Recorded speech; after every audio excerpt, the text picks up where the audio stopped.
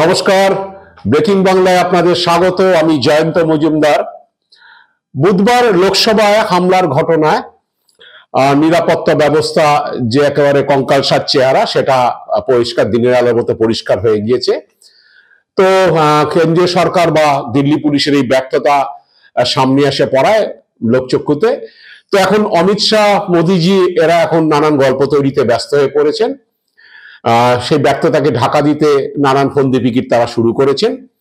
ইতিমধ্যে যেটা জানা যাচ্ছে যে ওই দিন লোকসভার বাইরে ধরা পড়া এই যারা হামলা করেছে তাদের সমর্থনে যারা ছিলেন, তাদের মধ্যে যে দুজন ধরা পড়েছিল তাদের মধ্যে নীলম আজাদ, তিনি হরিয়ানার বাসিন্দাই মহিলা।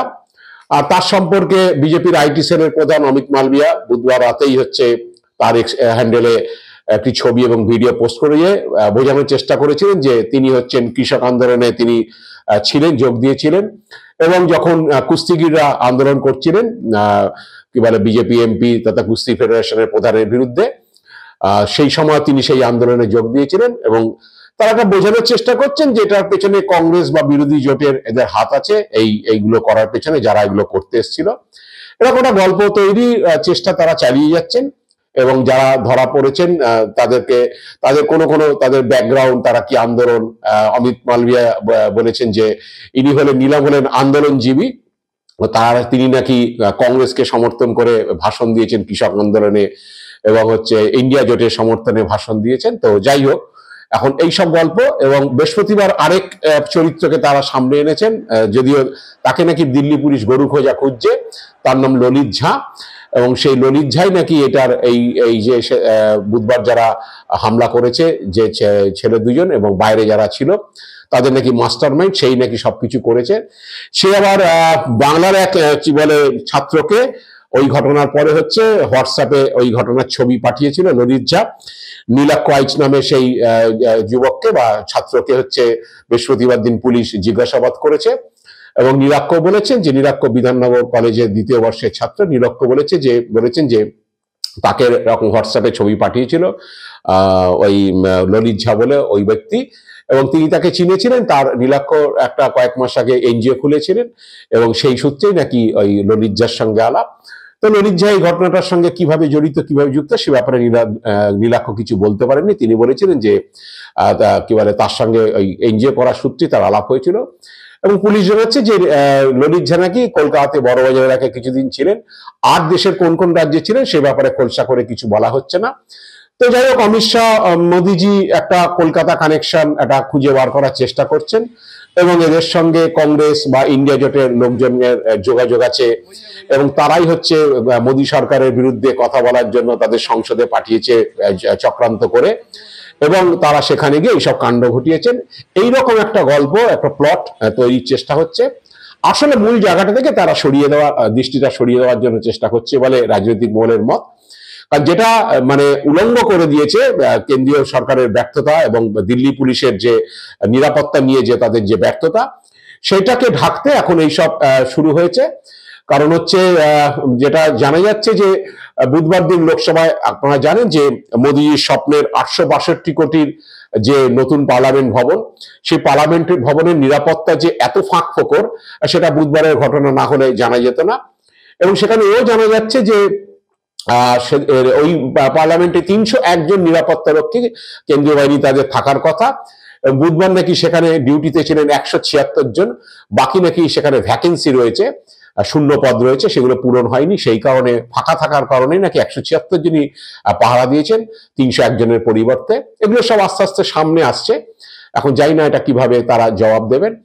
এবং কি বলে নিরাপত্তার সঙ্গে যে আপোষ, সেই নিয়ে বিরোধীরা সভাপতি প্রশ্ন তুলেছে এবং বিরোধী একইভাবে বলছেন যে এই যে যারা হচ্ছে ঢুকলো তাদেরকে যে পাস দিলেন বিজেপি সাংসদ, সে বিজেপি সাংসদকে বিরুদ্ধে কেন কোনো কথা বলা হচ্ছে না বিজেপি দলের পক্ষ থেকে, বা কি বলে তাকে কেন জবাবদিহি করা হচ্ছে না যে কেন তিনি তাদের পাস দিলেন।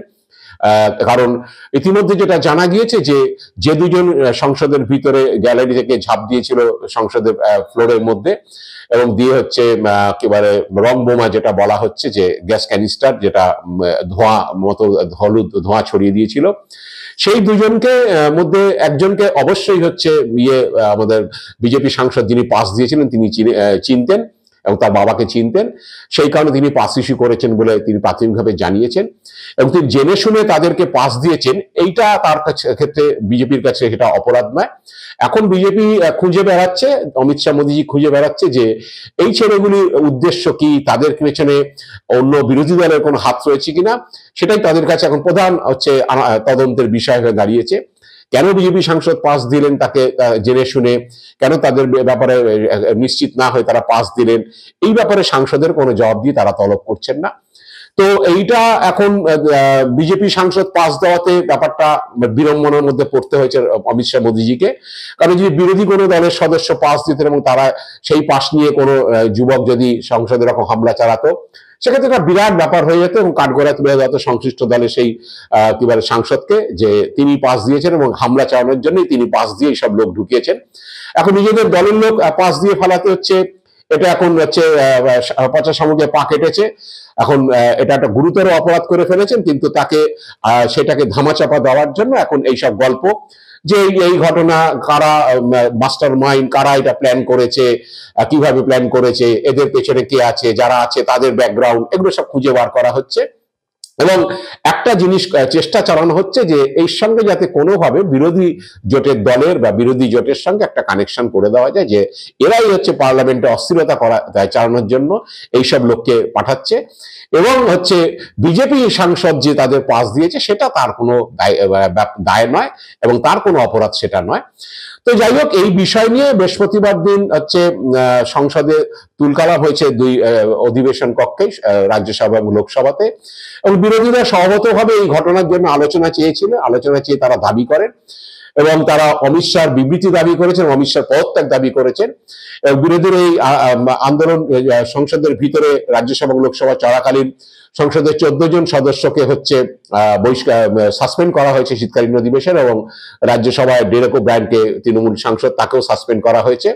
এবং দুই কক্ষেই হচ্ছে একই দাবি ছিল যে এই যে নিরাপত্তার গাফিলতি, এই গাফিলতি নিয়ে তাদেরকে আলোচনা করতে দেওয়া হোক এবং অমিত শাহর বিবৃতি দাবি করেছেন এবং অমিত শাহ পদত্যাগ তারা দাবি করেছেন যে এরপরে হচ্ছে স্বরাষ্ট্রমন্ত্রীর পদে থাকার হচ্ছে কোনো মানে হয় না, তার কোনো নৈতিক অধিকার নেই। তো এই কারণে 15 জন সাসপেন্ড করা হয়েছে, 15 জন সাংসদকে। এই নিয়ে বিরোধীদের মধ্যে তীব্র প্রতিক্রিয়া হয়েছে। বিরোধীদের বক্তব্য যে সংসদে পশ্চিমবঙ্গের তৃণমূল জানিয়েছে যে সংসদে 176 জন ডিউটি পালন করছে 301 জনের পরিবর্তে, সেখানে হচ্ছে পর্যাপ্ত নিরাপত্তা নেই। অথচ পশ্চিমবাংলায় 6 আনার নেতাদের পেছনে হচ্ছে 4 জন 6 জন করে কেন্দ্রীয় বাহিনীর নিরাপত্তা রক্ষী তাদেরকে দেওয়া হয়েছে। এইসব অভিযোগ তারা তুলছেন এবং একইভাবে তারা বলছেন যে মহুয়া মৈত্র সংসদ পোর্টালের পাসওয়ার্ড দেওয়ার জন্য তাকে এথিক্স কমিটি বহিষ্কারের সুপারিশ করে এবং রাতারাতি তাকে হচ্ছে বহিষ্কার করে দেওয়া হয়েছে। তাহলে সংসদে যারা হামলা করলো তাদেরকে পাস দেওয়ার জন্য মহুয়ার ব্যাপারটা তৃণমূল অভিযোগ করছে, মহুয়ার ব্যাপারটা এখনো প্রমাণিত নয়, হচ্ছে কি বলে তার অভিযোগের ভিত্তিতে মহুয়াকে হচ্ছে বহিষ্কার করে দেওয়া হয়েছে। কিন্তু যে সাংসদ হচ্ছে পাস দিয়েছেন যাদের, তারা এসে সংসদে হামলা করেছে। বিজেপি যখন জাতীয় নিরাপত্তার কথা বলছে, সংসদের থেকে বড় নিরাপত্তা কোথায় থাকতে পারে? সংসদের দেশের যেখানে আইনসভা, যেখানে দেশের আইন পাস হয়, যারা আইন পাস করেন তাদেরই যখন নিরাপত্তা নেই, তাদেরই নিরাপত্তা যখন যেখানে বিঘ্নিত হচ্ছে, সেই নিরাপত্তা বিঘ্নিত করার পেছনে যারা রয়েছে তাদেরকে যারা পাস দিচ্ছেন, এর থেকে জাতীয় নিরাপত্তার বিঘ্ন আর কে ঘটাতে পারেন এই সাংসদ ছাড়া?